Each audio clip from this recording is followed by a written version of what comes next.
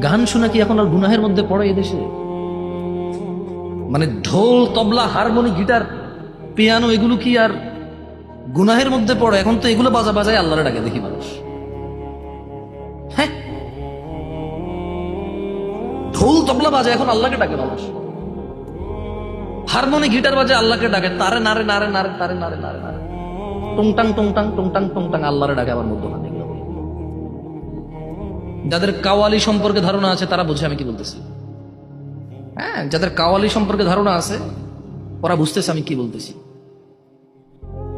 এগুলো কি হারামের মধ্যে পড়ে নাকি? এখন মানে বাবা আর ছেলে দুইজন একই ঘরে শুয়ে আছে, ফজরে বেনামাজি, দুইজন, কেউ কাউকে লজ্জা পায় না। এটা কি এখন আর লজ্জার মধ্যে পড়ে যে মানুষ কুফুরি করে ফেলেছে, আল্লাহর সাথে শিরিক করে ফেলেছে? ওই যে ছেলেগুলো আমার ছোট ভাইরা দাঁড়ায় আছে, যারা আমাকে দেখতে আসছে বা শুনতে আসছে, ওরা তো শুক্রবার কালকে এই জন্য বৃহস্পতিবার রাতে শেভ করে।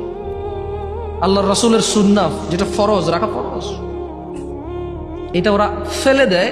কারণ কালকে জুমা, পৃথিবীর সর্বশ্রেষ্ঠ দিন।